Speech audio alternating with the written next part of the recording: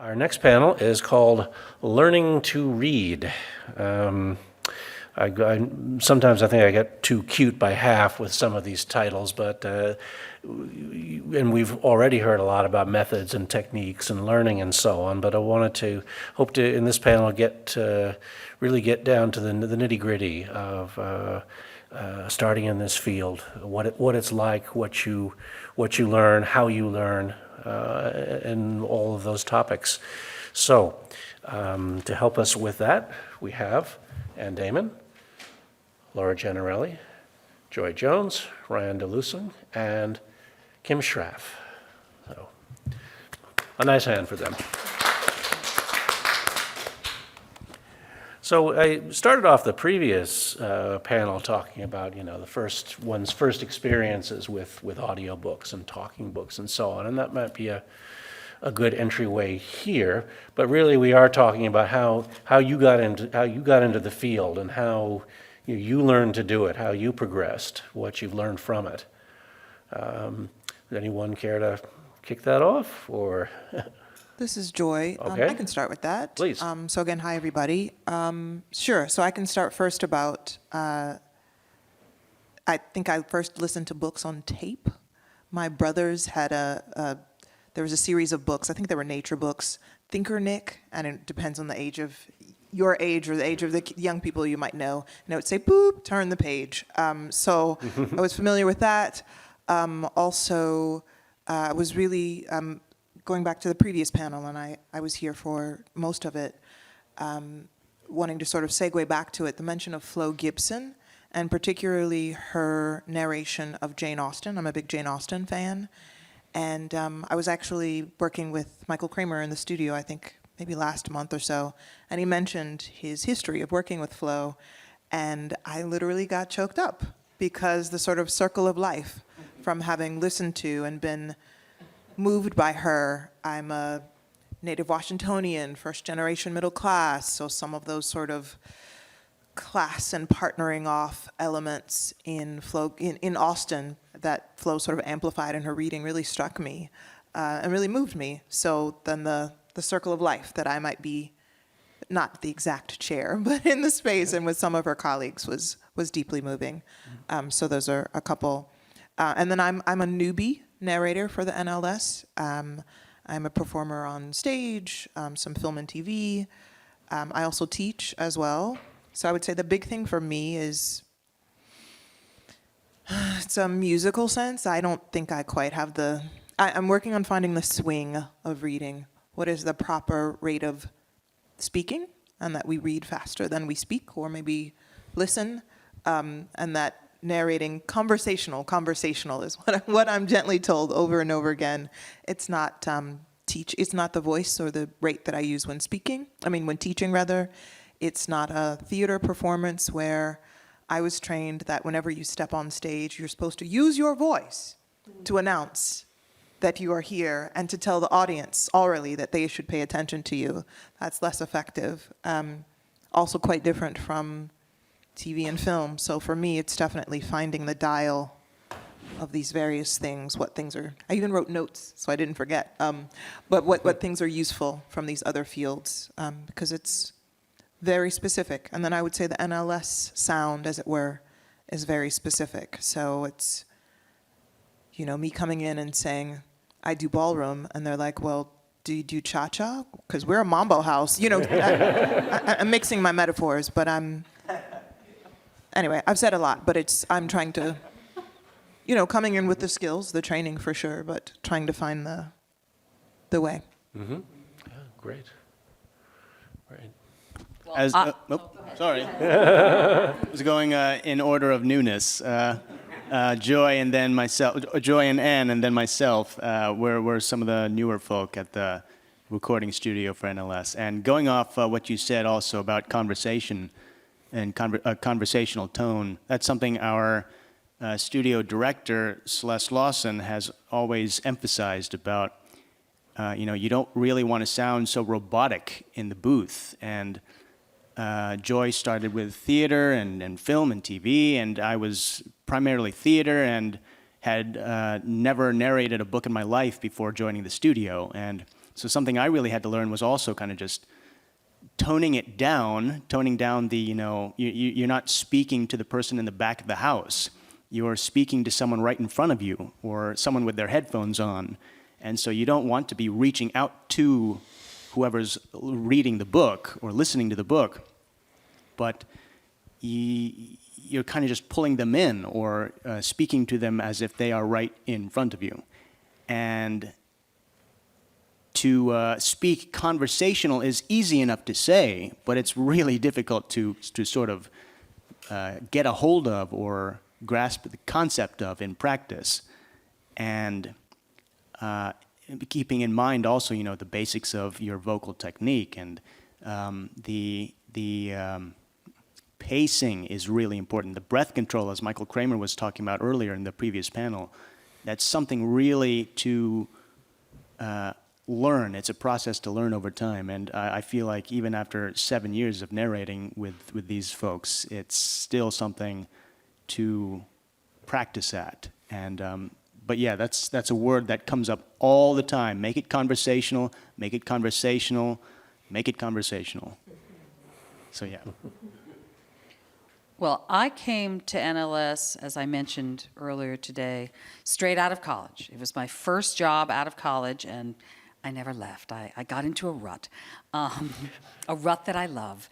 But my training was, as others have said, theater training, and I went to Catholic University, and it was a very strong spoken word theater training. And I had oral interpretation of prose and oral interpretation of poetry. And so when I started at NLS, that was really what was an anchor for me in terms of learning how to interpret material, because Teddy Handfield and Mrs. Waters instilled in me that analysis of the text and that taking your cues from the text.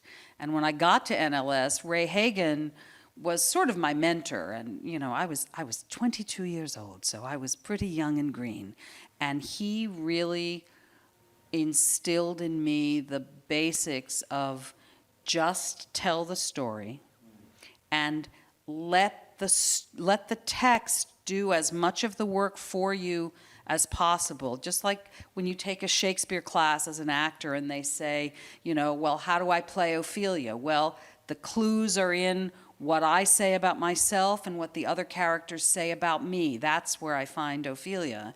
And in the same way, in a novel, you learn how to read the book from what's there. And one of the things that I learned from Ray that has stayed with me for 40 years is that, less is more.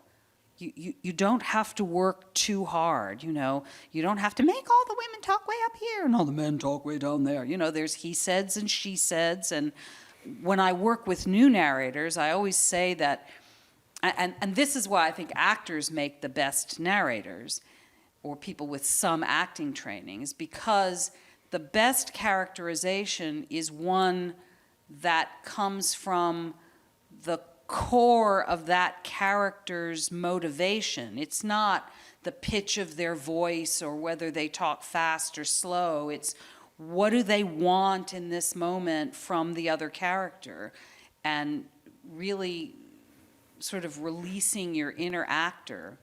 There's a commercial audiobook company they used to be in Bethesda, they're in Rockville now, Potomac, Graphic Audio.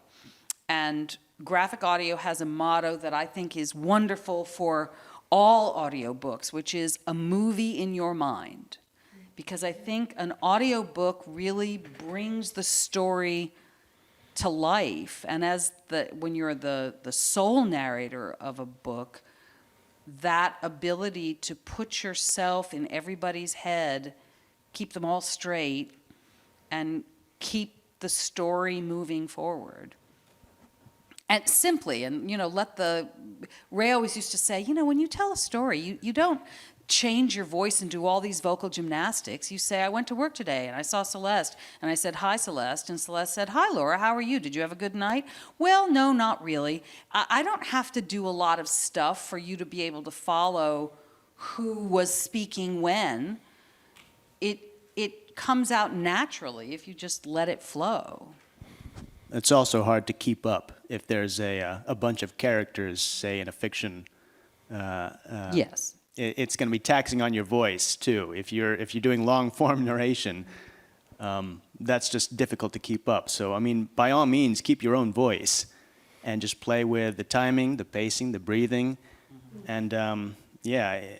I remember just one little tangent is when I first started, there was a book I did. It was a Western, and I think it might have been like the third or fourth book that I've ever done in my life, where within the first few chapters, there was a town hall meeting, and I thought at the time, young, cocky little me, I could act that out, and lo and behold, I would not recommend listening to that book these days, but I think there were maybe 20 characters in that scene, and I tried to act them all out, all the characters, and I learned from then on, you don't need to do that, in short. May I? Please. I like that notion, Ryan, of do I act everything out or something else? So is the act of narration my one-woman show, where I parade out Tracy Ullman style my 79 characters who will populate this novel? Or do I think the simpler but also the subtler thing, do I invest in the storyteller's voice through whom all these characters are channeled? And it's a different thing. It's a different thing from wiping the slate clean and inventing from dust every single character versus doing the thing that you demoed, Laura, that we do all the time through my narrative voice that I take through my life with me, just delineating the characters, just distinguishing them, and knowing that it can be a rough sketch, and the navigation of the back and forth will convey what it needs to convey. So I love that you said that.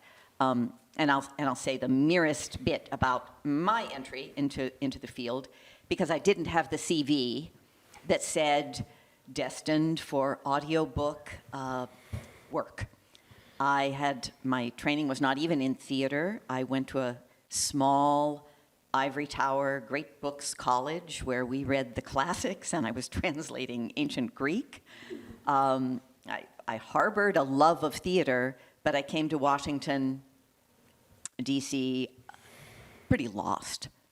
And I wandered down this side alley when I was looking for work and seeking some theater training. And a colleague, also a narrator in our studio, Michael Rosado, said, I work for this company, Audiobook Contractors, and the owner, Flo Gibson, needs someone to address envelopes for her big annual mailing. And that was my job. I got paid by the envelope. I don't recall how little, but it was a little foot in the door of her studio. And what I want to say is that there are people along the way. Flo Gibson is absolutely one who hone their own craft, but also champion fledgling readers. And she has done this for so many people. NLS did this for me. Flo urged me to audition. And the studio let me learn by doing. They had me listen to a lot of the narrators, monitor a lot of projects, and then they gave me a book to cut my teeth on and let me stumble, let me mess it up, let me beat my head on the wall because I just wasn't any good at this. And that was 36 or 37, I guess I haven't quite calculated accurately, but about that many years ago.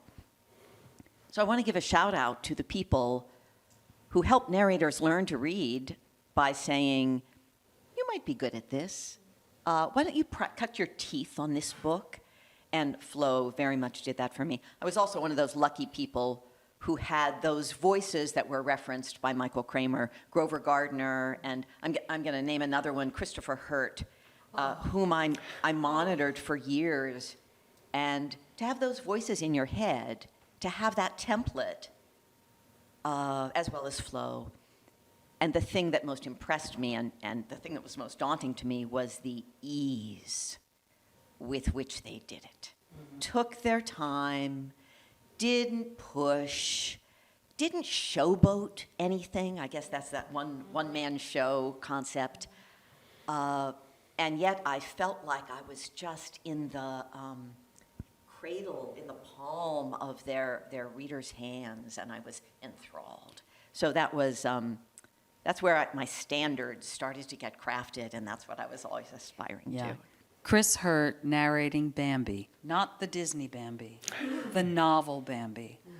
I monitored most of it, and again, it was one of those situations where I'm getting paid to listen to this amazing performance. Oh, I beg to differ.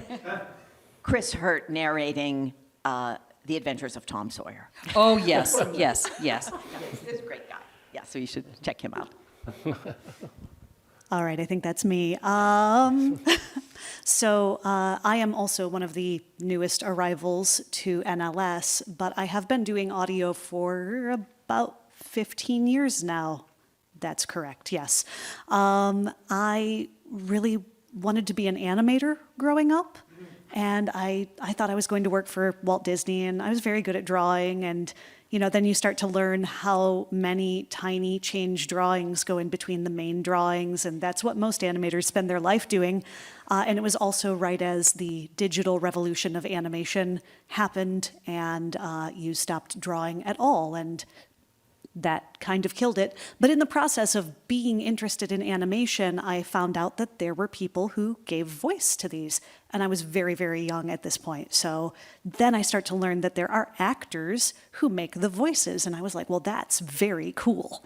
And I never thought that I would do that, because how would I do that? You need to live in California and work at Walt Disney Studios to do that kind of stuff. But I thought that it was very, very cool. I got my master's degree in theater history, literature, and criticism from Ohio State University, began as a professor at Central Michigan University the same year that I graduated from Ohio State, and found out that I wasn't making very much money. So, as is true of teachers everywhere, and I was very much the newest person on the payroll, so I was not making a lot of money, so I was looking on Craigslist for something to supplement my income. And in 2007, Craigslist was where you went for jobs in Detroit. And I found an ad looking for people to read news articles. And I said, well, I can do that. I can definitely do that. So I went into downtown Detroit at night, exactly, in 2007, when downtown Detroit was still extra scary, by myself to this building, kind of going, I'm not going to tell my mother that I did this. And I went in and I read these articles, and they went great, hired me on the spot, and I became the voice of this company, especially the main female voice for them. And I recorded political editorials and news articles with them, beginning with the 2008 election cycle. So that was kind of how I got my start. And there was another woman who came in about once a week to help out, because we were on this incredibly tight turnaround schedule. We were on a news publishing schedule. And she would come out and help out a couple times a week. And she finally kind of said, you're doing many hours of this a day. You should look at audiobooks.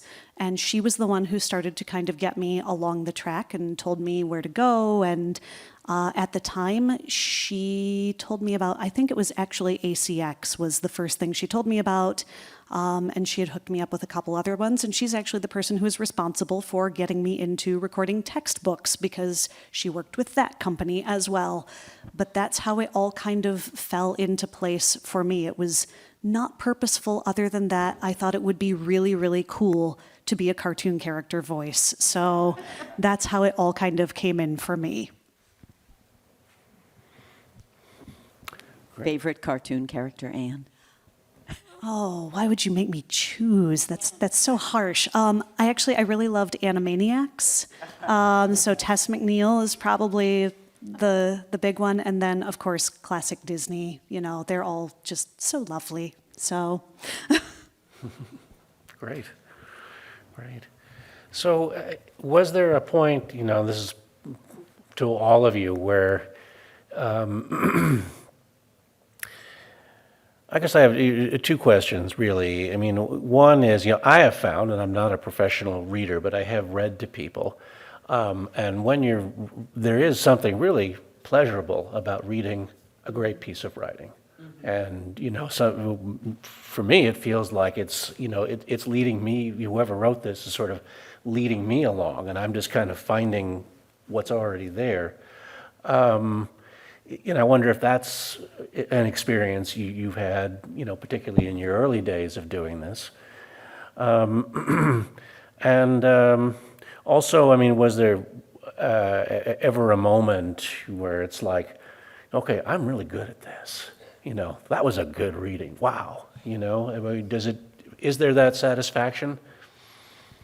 So I'll pipe up first again. I've read count them, 2 whole books for the NLS. So, but I had a similar experience with both. The first was Glenn Beck's most recent book, The Great Reset, Joe Biden and the Rise of 21st Century Fascism. And the second book is Frantz Fanon's Black Skin, White Masks, which, you know, they're not exactly the same book. But the inevitable, I mean, they definitely have points of view and strong points of view.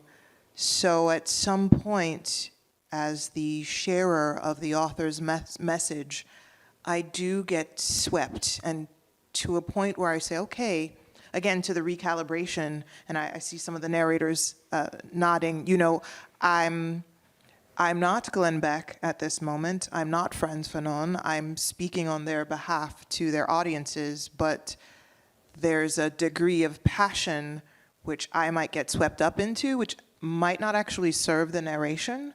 In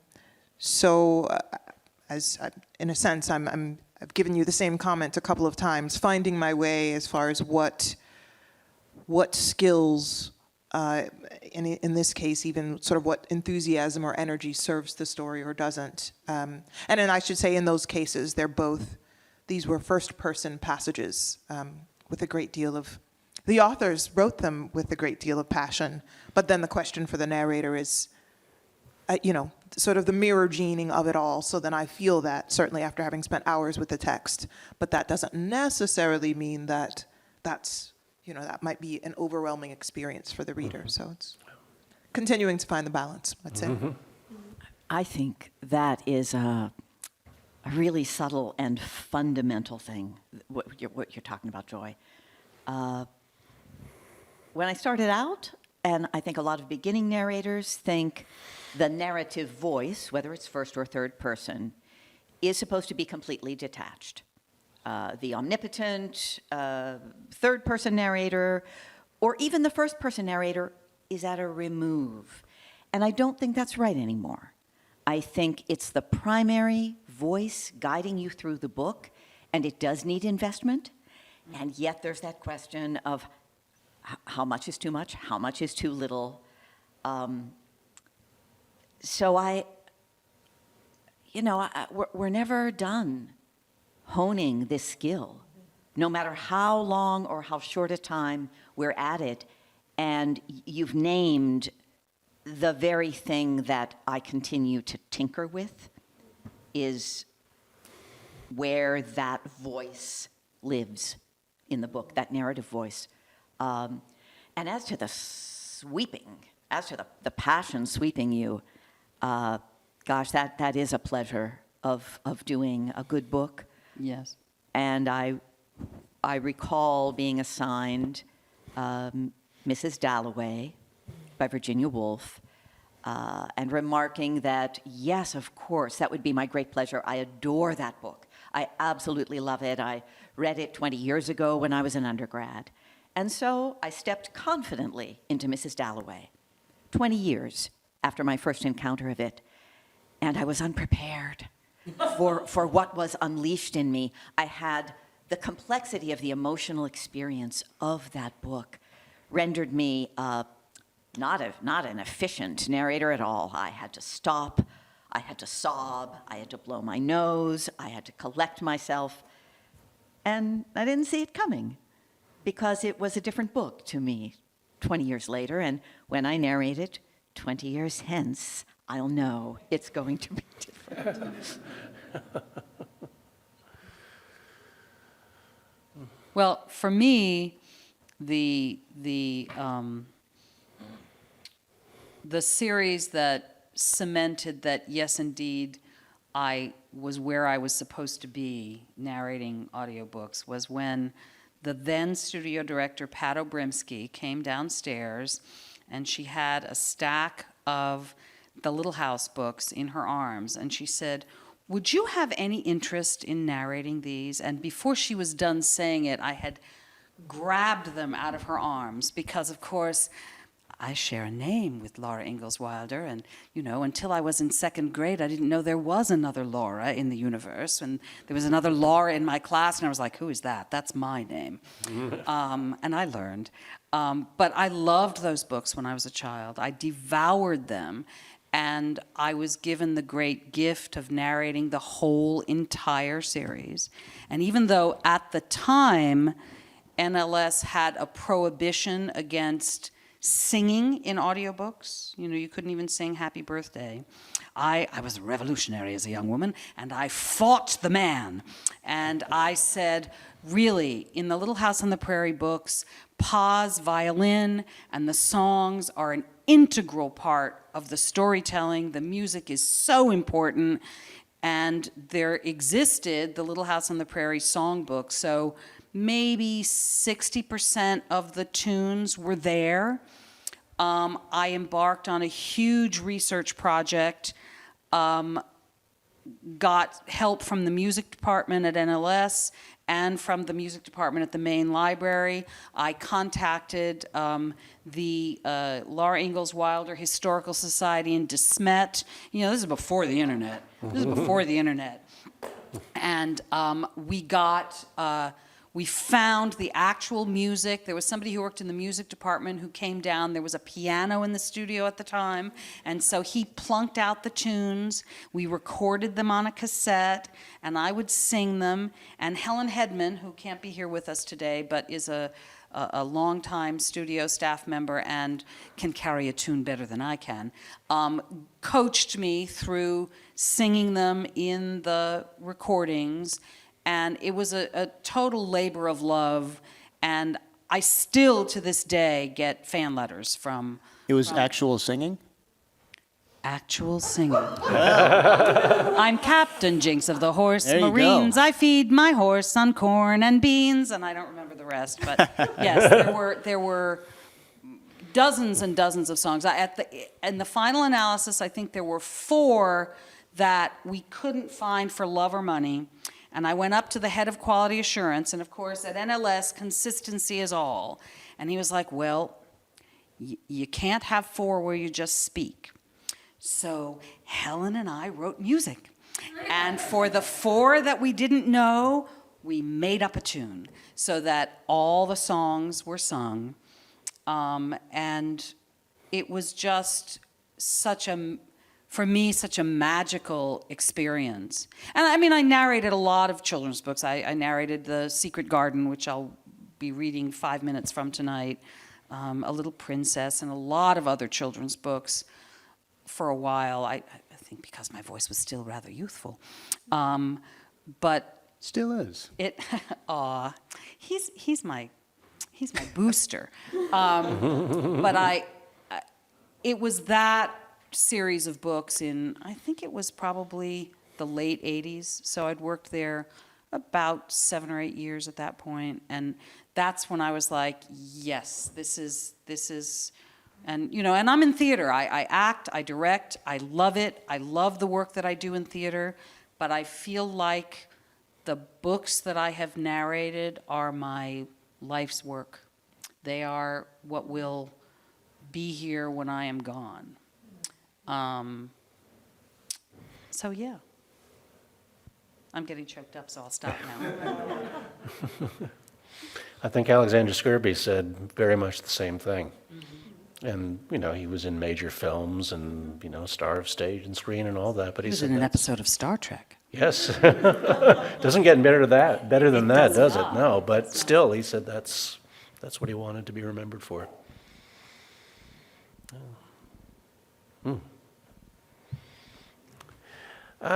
Getting back to these moments of discovery, the book Mrs. Poe came up in the last panel. Any others like that? The book that you did not know at all, that you just found yourself narrating one day, that surpassed all expectations. I have two that come to mind that I had a lot of fun narrating. There's one that was a very simply written book by a local author, Nick Arvin, who writes he's based out of Maryland, I think, these days. And there was this one story called Mad Boy, an account of Henry Phillips in the War of 1812. And it follows this boy who, aptly named, is a little mad. He goes in search of his father, and he encounters his brother, some other characters along the way, and he's going from one part of Northern Virginia to another to find his dad, who is in prison for gambling. And the story is just written so simply. There are no big words in it. There are no images, like pictures, but something as a narrator, I got to really kind of just focus on bringing that the author's sense of humanity out of how he wrote from the child's perspective, and that is kind of refreshing to me. And also being a local, a Virginia local. It's nice to be able to imagine the locations like the Potomac River and just sort of hearing these characters talk from that very insulated perspective. Another book that, well, it's not really a book, but I never expected to be doing voices for was NLS did Harry Potter and the Cursed Child. And at some point, I think I was sitting in the booth narrating something else, and Celeste, our studio director, had walked into the booth and was like, "Hey, you wanna read this?" And it was Harry Potter, and I was like, yeah. And knowing full well I probably wasn't ready for it, but I said yes anyway. And that goes into trying to balance reading things like stage directions and saying things like Harry, and then Harry's line, Ron's line, Hermione's line. And it being a play, and a very fast-paced play, that can be really difficult to do, switching between your more objective, narrator voice and trying to read not just characters, but really well-known characters that have 8 big-budget Hollywood films, and also trying to separate your own voice from all of that as the narrator. And that, I just remember being a huge, huge challenge for me. But it was still really fun, and that took me away into a wonderful wizarding world.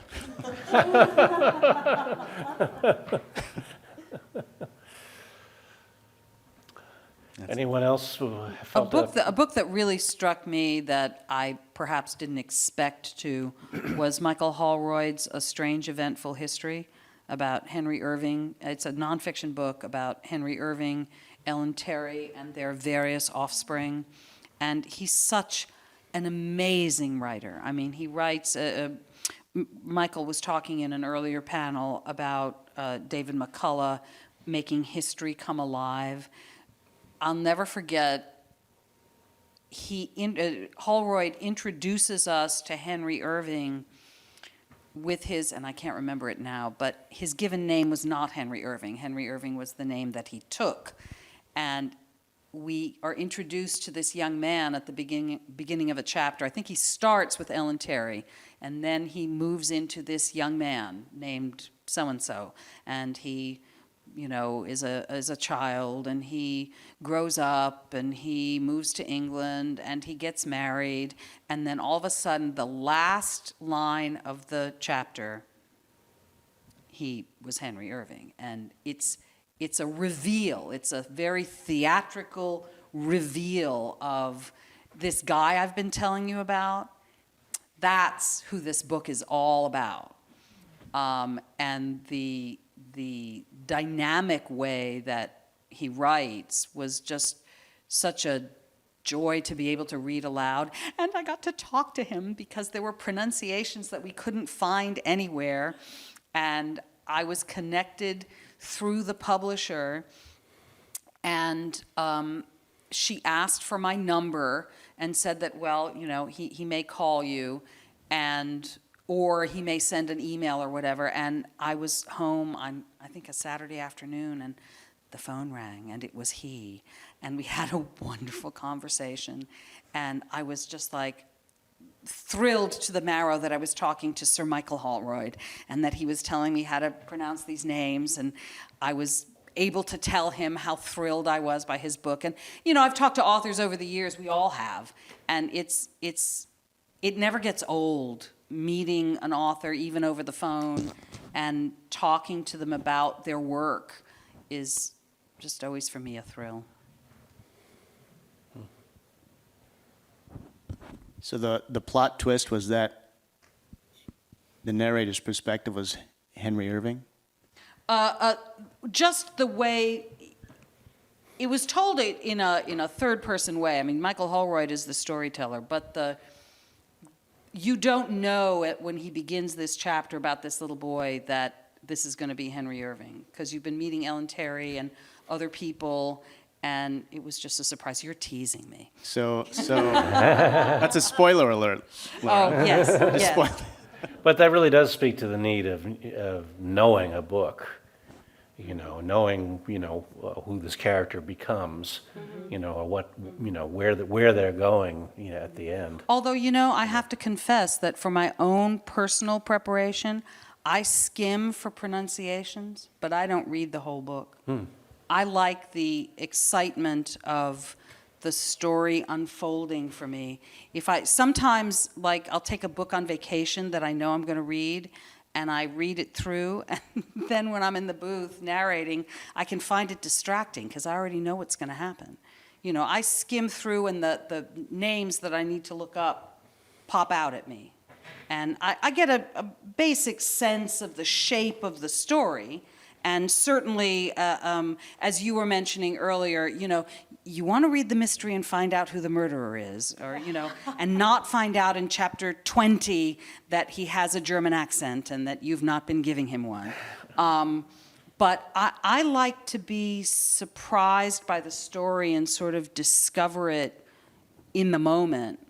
I don't recommend it for people that haven't been doing it for 40 years. Well, when I first... People should read.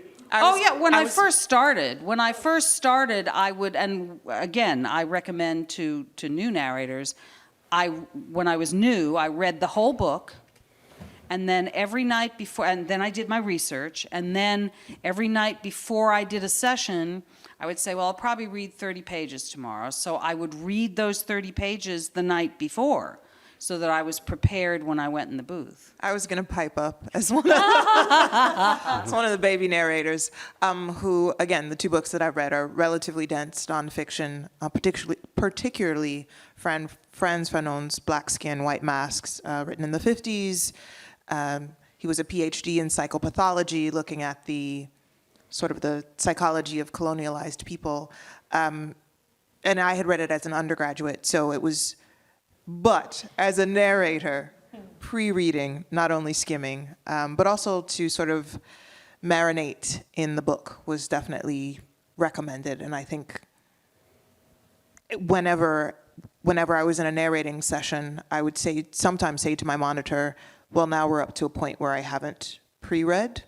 And I could tell the difference because it's, relatively dense material. So anyway, newbies prepare. Michael? Story of the Iliad,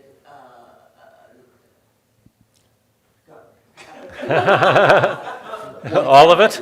This is a quick question, and this is maybe, can you speak to the experience of reading the book to yourself and then hearing yourself say it out loud and how it changes, if it does at all?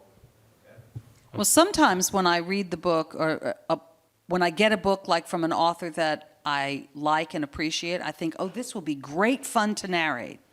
And then I discover that the author's rhythms are not innately my rhythms, and that the book is challenging and difficult to narrate because the sentences go somewhere that I don't instinctively expect.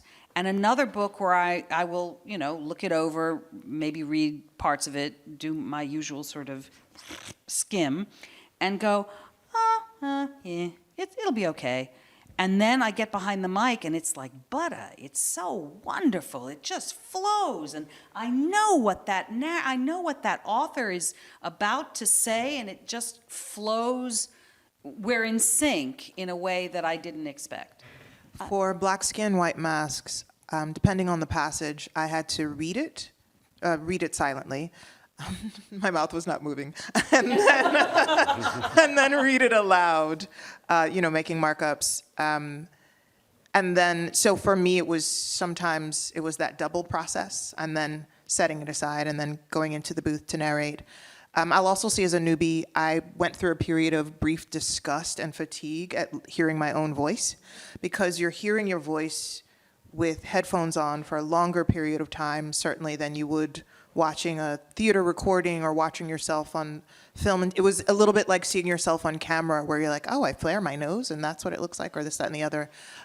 So that was also part of the process of being the instrument and the artist at the same time. So that's a slightly different from what you asked, but certainly in that prep process, it ended up being sort of 2 to several fold to get ready to narrate. Again, second book in. Well, to Michael's question, and you raised an interesting point, Laura, in talking about the narrator's foreknowledge of what's going to happen. There is, of course, a conceit that we pretend we don't know where we're going. We just slid in, for the ride. And that's another one of those spectrums. A lot of narrators feel they want that confidence. They don't want surprises. We've all had surprises. And yet, you don't want it to be too canned, because the gold for the listener, I think, is surprise. So it's interesting that a narrator has to anticipate what will be surprising for the listener and embody some of that discovery. Yes. If we lose our sense of discovery, if we become the all-knowing, know-it-all storyteller, I think we risk losing our listeners. But if we play the game of allowing yourself to be arrested or to be delighted or to become fearful without laying it on too thick.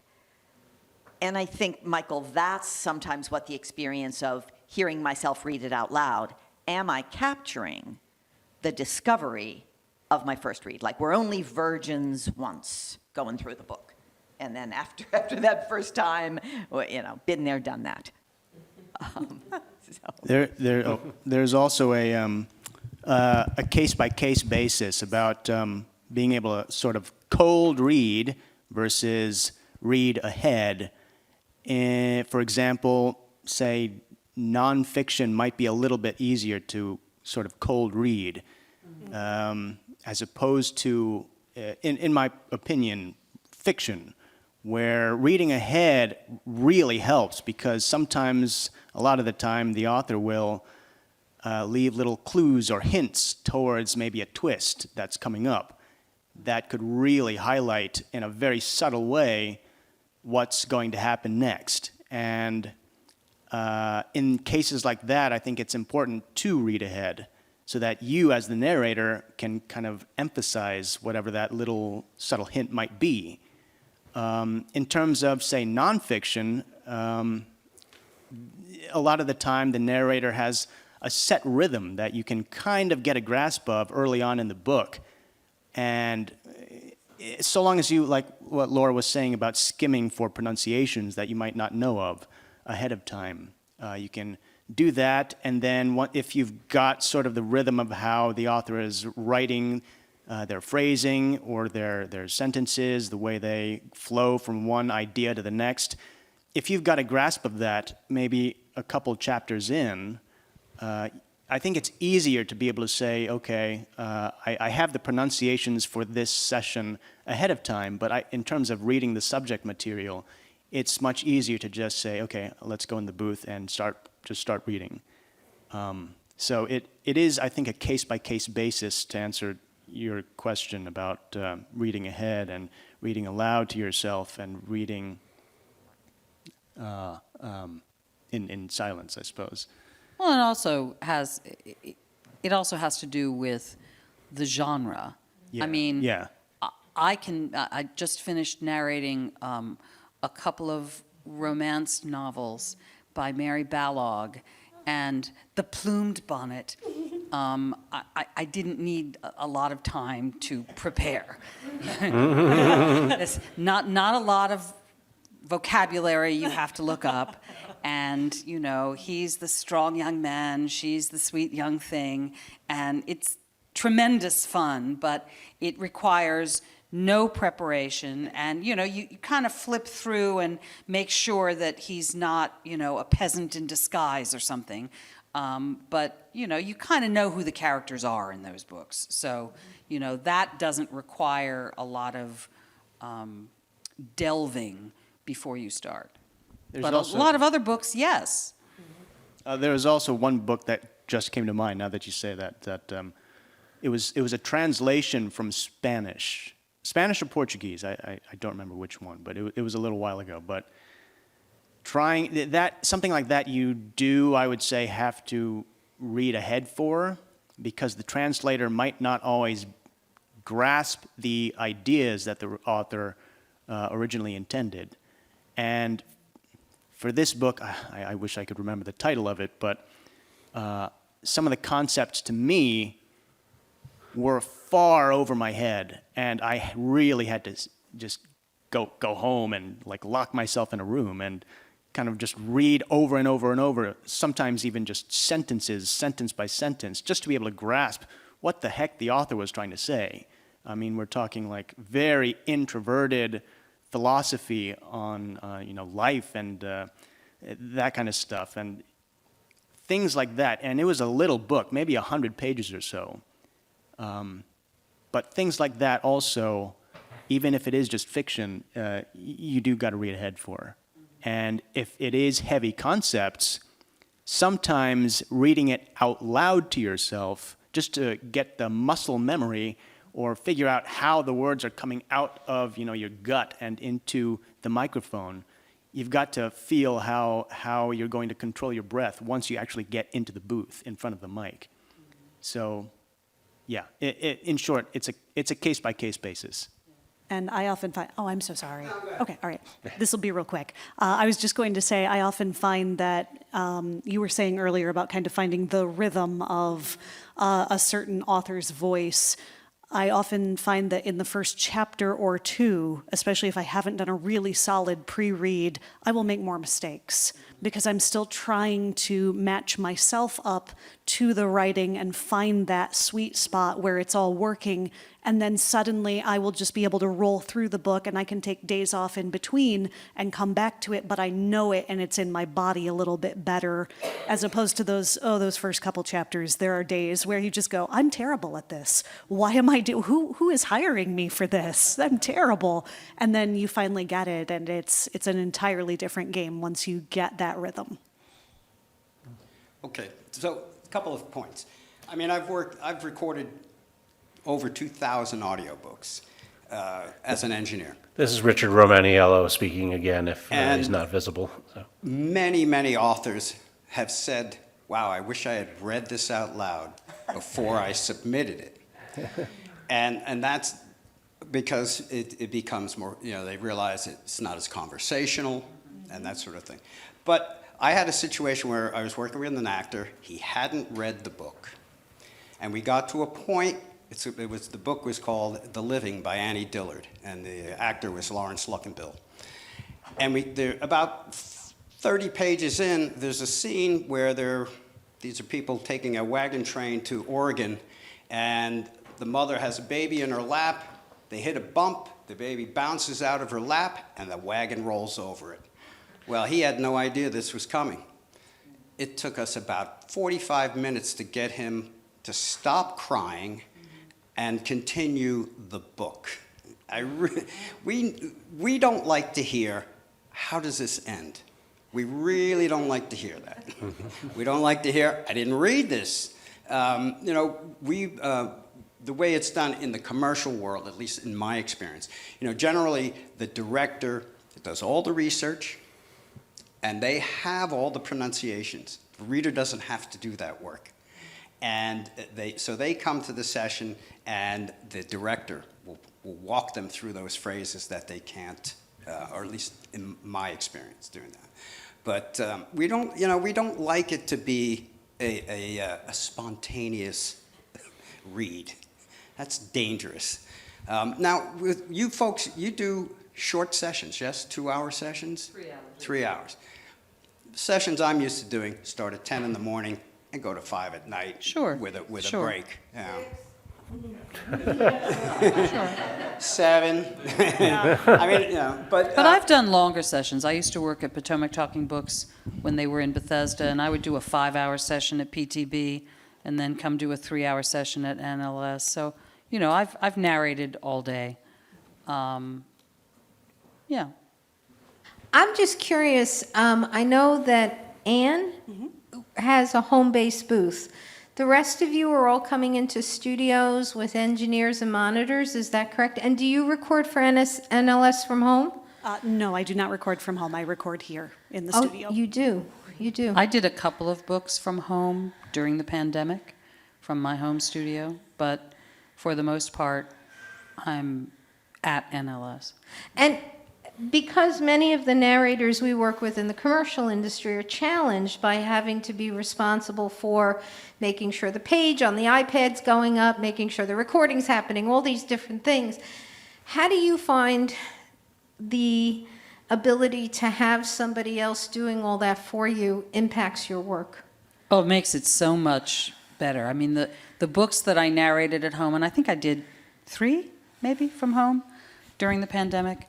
And I did a commercial book a number of years ago during that period when Amazon was like looking for narrators everywhere, and I got a book, and he made it sound like there'd be so much more after that, and I delivered him the book, and he was very happy with it, and then I never heard from him again. Being responsible for all of it yourself is very challenging. And, I'm an experienced narrator. I'm pretty good at what I do. But when I'm recording in my home studio, worrying about, is that a helicopter? Do I need to stop? Or did I stumble over that word? Or did I hear a click over here? All those things that I count on the monitor at NLS. I mean, I stop myself at NLS if I hear a noise. I'm like, I think the lamp made a noise. But I also have that other set of ears that's taking care of all that for me. And, when I'm monitoring myself at home, it's like, was that too loud? Was that voice too loud? Did I clip? And it takes me out of the moment. And I have to check the file to see, did that clip?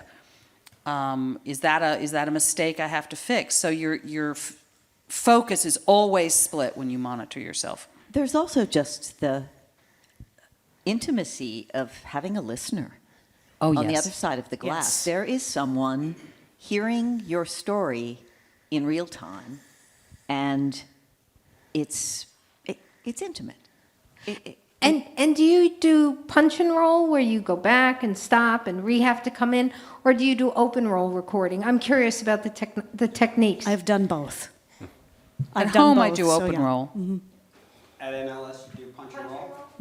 Yeah, we go back to the last correct place the cursor, the narrator hears a 3-second pre-roll, and then the red light comes on and we move forward. And I Thank do you. both from home, so.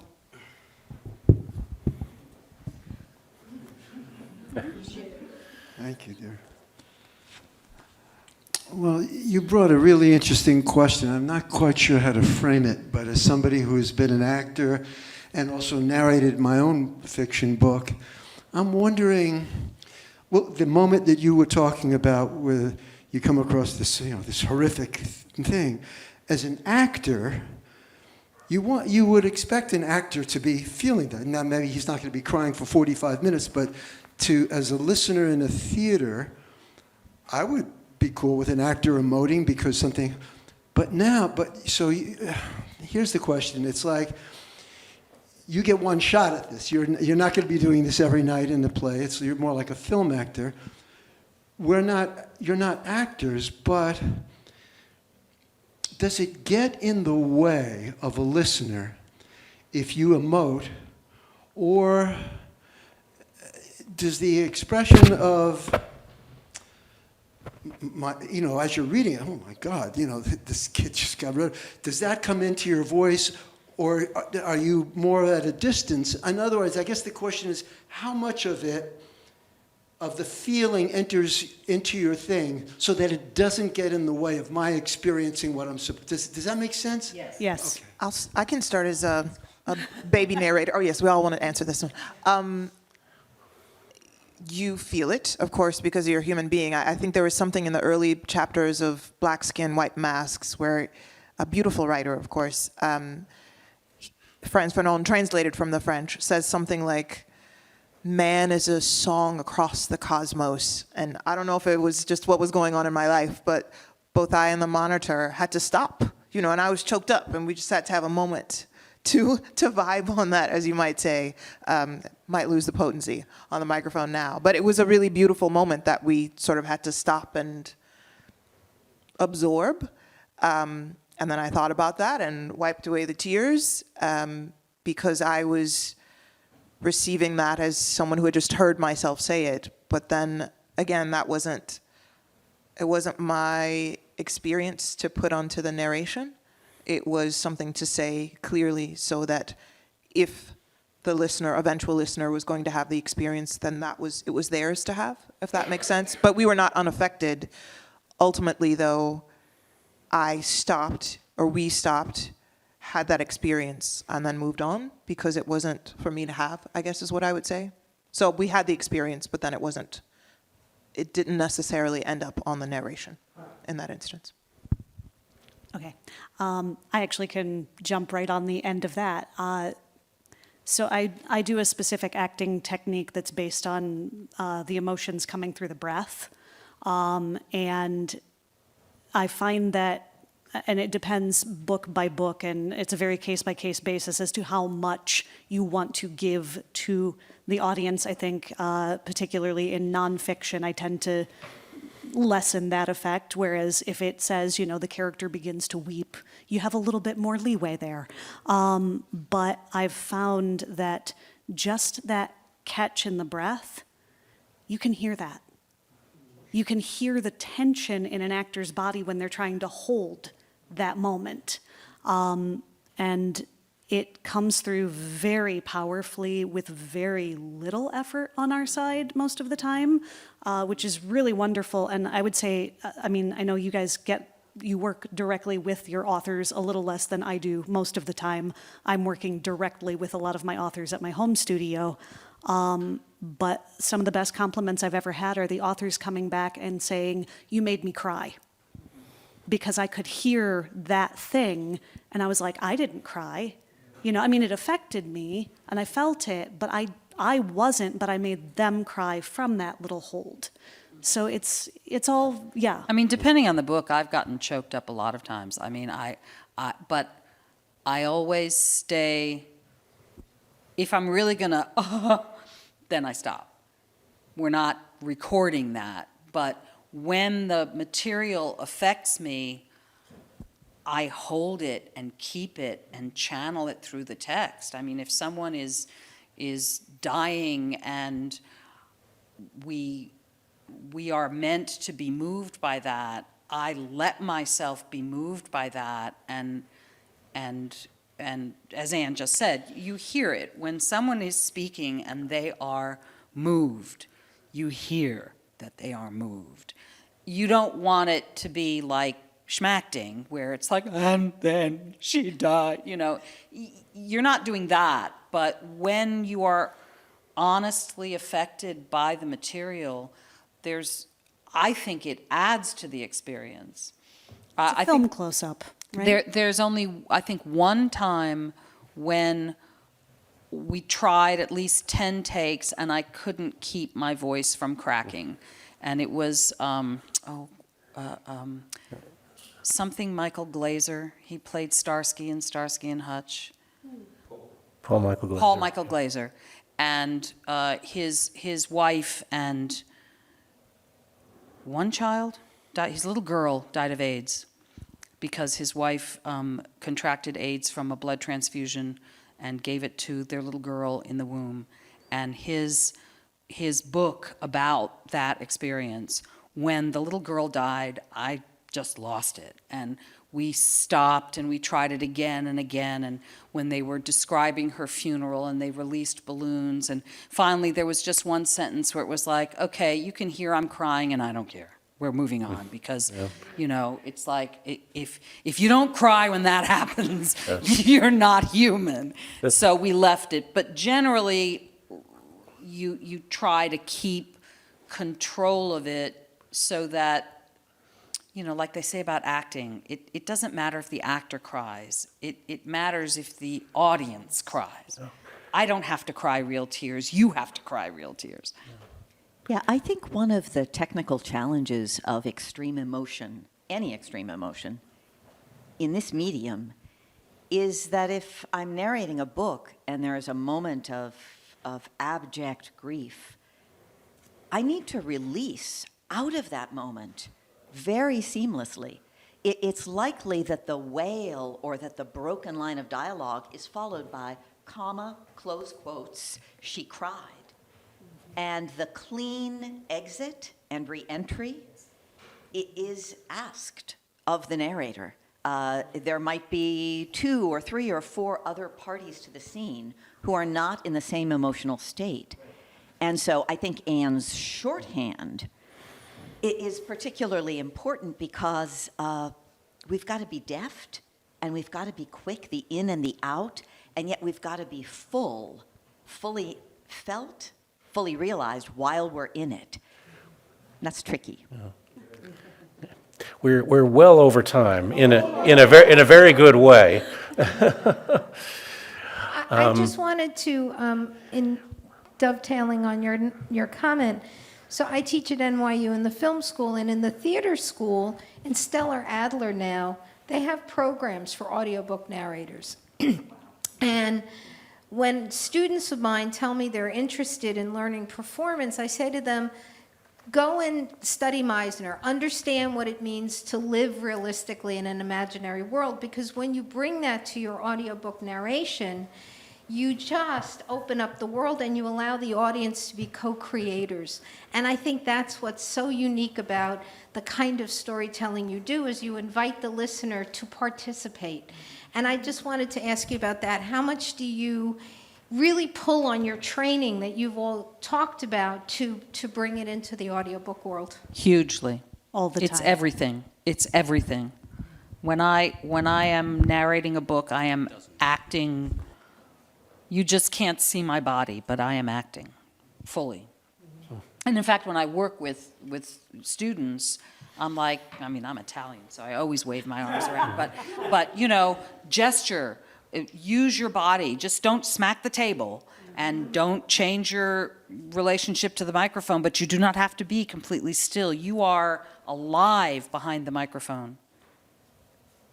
Yeah.